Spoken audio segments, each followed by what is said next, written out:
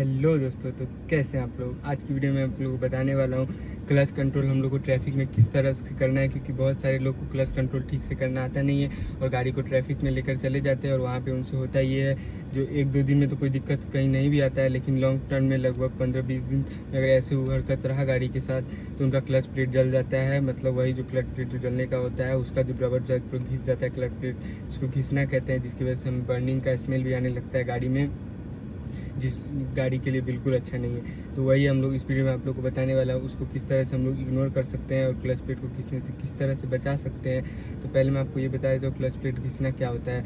Clutch plate जो होता है वो हमारा इंजन और व्हील्स के बीच के कनेक्शन को हटाता है और लगा देता है। मतलब कि जैसे ये गियर्स है, अगर क्लच से हम लोग को प्रेस करते हैं तो इसको हट जाता है और जैसे ही क्लच हम लोग दबाते जाते हैं ये दोनों गियर्स आपस में जुड़ते जाते हैं, जिससे हमारा व्हील्स और इंजन के बीच के कनेक्शन बन जाता है। हम लोग जिस तरह पूरा क्लच छोड़ देते हैं तो गाड़ी पूरा इंजन और व्हील्स का बीच का जो कॉम्बिनेशन होता है पूरा अच्छी तरह से जुड़ा हुआ होता है, जिससे हम लोग जितना एक्सलेट करते हैं उतना पावर यहाँ जाता है। और आप लोग अगर हाफ क्लच पे वही जब एक्सलेट कर देते हैं तो उतना पावर गाड़ी को मिलता नहीं है, लेकिन गाड़ी जोर अच्छे से लगा देता है, क्योंकि इंजन को ज़्यादा पावर लगाता है इंजन और व्हील्स के पास कम पावर ड्रॉप कर देता है और रुक रुक कर ड्रॉप करता है। जैसे ऐसे घुमाता है फिर हटता है, ज़्यादा पावर बना के आता है फिर लगाता है।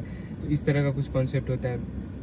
लेकिन इस वीडियो में आप लोग को सिर्फ ट्रैफिक के बारे में बताता हूँ, उसके बारे में हम लोग आगे बात करेंगे। लेकिन इतना मैंने बता दिया जो क्लच प्लेट के बारे में आप लोग को जानना जरूरी था। तो चलिए हम लोग पहले गलत तरीका देखते हैं जो लोग क्या करते हैं, उसके बाद हम सही तरीका बताएंगे जिससे आपको पता चल सके सही तरीका क्या है। और गलत तरीका इसलिए बता रहे हैं जो आपको पता चल सके अगर आप ऐसी टेक्निक वगैरह का यूज़ करते हैं तो वो बिल्कुल ही गलत है, आपको ऐसे अपनी गाड़ी के साथ बिल्कुल ही नहीं करना है। तो आइए सबसे पहले हम लोग गलत ट्रिक के बारे में आपको बताने वाले हैं। हम लोग क्या करते हैं, मतलब हम लोग तो नहीं, ज़्यादातर लोग कर ही देते हैं इस तरह। जो अगर गाड़ी ट्रैफिक में उठानी तो क्या करेंगे, रेस पैडल को हल्का सा प्रेस करेंगे, उसके बाद क्लच को इस तरह से रिलीज करेंगे। क्योंकि मेरा हैंड ब्रेक लगा रह गया था, इस तरह से गाड़ी को देखिए हल्का सा एक्सीलरेटर प्रेस करके तभी क्लच छोड़ते हैं। इस तरह में क्या होता है, और फिर ऐसे रोक देंगे। फिर हमको आगे बढ़ना होगा तो इसको प्रेस करेंगे फिर छोड़ेंगे, फिर रोक देना है, उसके बाद फिर इस तरह से छोड़ना है। तो ये ट्रिक जो है बिल्कुल ही गलत है, हमें इस तरीक़ा से बिल्कुल भी नहीं करना है। इससे हमारे गाड़ी के लिए बहुत ज़्यादा नुकसान होता है और हम इस तरह ट्रिक को कंटिन्यू यूज़ करते रहें तो लॉन्ग टर्म में ये हमारी गाड़ी के लिए बहुत ही ज़्यादा लाभदायक नहीं होगा। लाभदायक तो छोड़िए, ये हमारी गाड़ी को नुकसान अच्छा खासा पहुंचा देगा और उससे हम लोग को बचने के लिए सही ट्रिक का भी जानना बहुत ज़रूरी है। तो आइए अब सही ट्रिक के बारे में हम लोग बात करते हैं और हम दिखाते हैं आपको सही ट्रिक क्या है गाड़ी को ट्रैफिक में उठाने का और ट्रैफिक में रोकने का सही ट्रिक।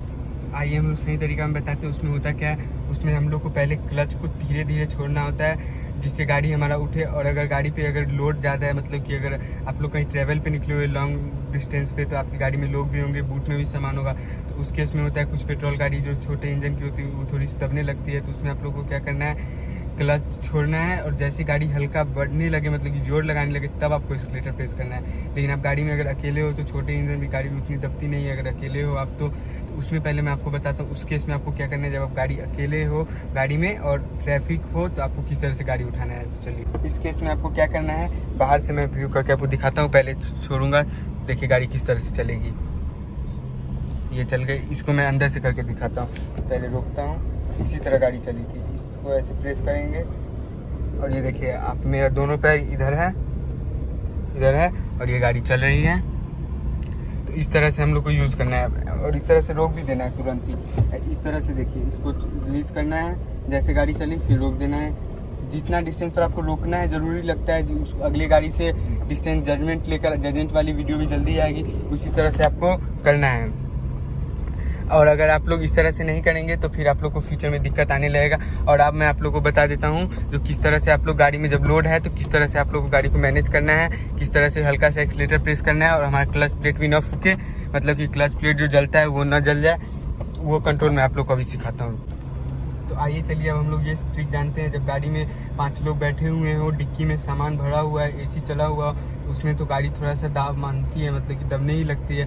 तो उस केस में हम लोग को क्या करना है गाड़ी के साथ, मतलब कि किस तरह से और ट्रैफिक में गाड़ी को ऑपरेट करना है, किस तरह से आगे बढ़ाना है। अगर हमारे क्लच रिलीज करने के गाड़ी के टॉर्क से गाड़ी आगे नहीं बढ़ता है तो उस केस में हम लोग क्या करना है। तो हम लोग पहले इस केस में देख लेंगे, जैसे क्लच हमारा बाइटिंग पॉइंट पे आ जाएगा, जैसे ये मेरा क्लच का बाइटिंग पॉइंट आ गया है, तो यहाँ पे जैसे अगर गाड़ी मानिए नहीं बढ़ रही है तो इसके बाद हम लोग को एक्सीलरेटर को प्रेस करना है बाइटिंग पॉइंट पे लाकर। अगर इस तरह से हम लोग करेंगे तो हमारे लोडिंग के टाइम पे भी या अपहिल के टाइम पे भी गाड़ी हमारा अच्छा से चढ़ जाएगा। जब अगर आप गाड़ी में अकेले हो और अपहिल टाइप का कोई सिचुएशन बन जाए तो आप लोग को गाड़ी किस तरह से ऑपरेट करना है ये मैंने आपको पहले वाली वीडियो में बता रखा है, तो उसका लिंक मैं डिस्क्रिप्शन में दे दूंगा।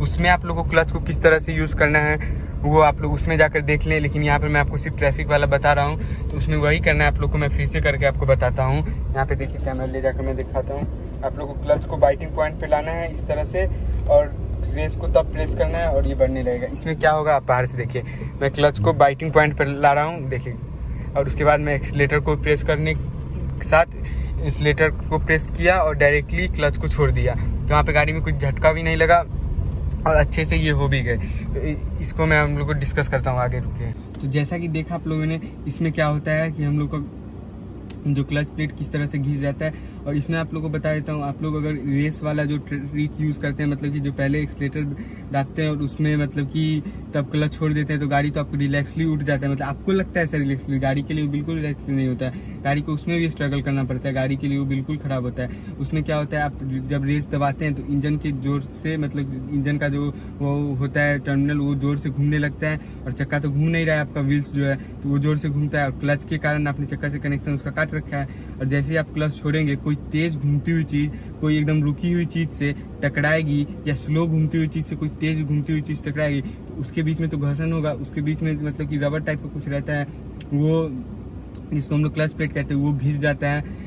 रबर या कुछ प्लेट टाइप का रहता है, मैं उतना कंफर्म नहीं हूँ, मैं उसके बारे में उतना क्लियर नहीं जान रहा हूँ, इसलिए मैं वहाँ पे इतना ही जानता हूँ कि उसके बीच में जो होता है दो प्लेट, एक स्पीड अगर घूम रहा है, दूसरा नॉर्मल स्पीड या रुका हुआ टकराएगा तो वो घिस जाएगा आपस में। आप ऐसे भी करके देख सकते हैं, जैसे कोई अगर ब्लेड चल रहा होता है, मतलब वो जो कटर होता है काटने वाला लकड़ी वकड़ी, वहाँ पर आप लोग कोई लकड़ी को सटाते हो तो किस तरह से गर्दा टाइप का उड़ने लगता है लकड़ी का, उसी तरह वहाँ पे भी सीन बन जाएगा अगर आप उतना स्पीड में फुल एक्सीलेटर देकर और क्लच को छोड़ रहे हो बार बार। तो ये सिचुएशन हम लोग को सिर्फ क्लाइंबिंग के टाइम पे करना है, क्योंकि क्लाइंबिंग हम लोग रोज़ नहीं करते उस टाइप का।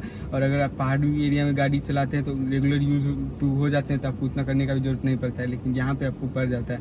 तो इसी के साथ वीडियो देखने के लिए धन्यवाद। और आपको कोई डाउट रहा हो तो कमेंट करके पूछिए, और आपको लगता है किसी को इसकी ज़रूरत है तो उस तक शेयर कीजिए, और एक लाइक और एक सब्सक्राइब करके जाएँ। धन्यवाद।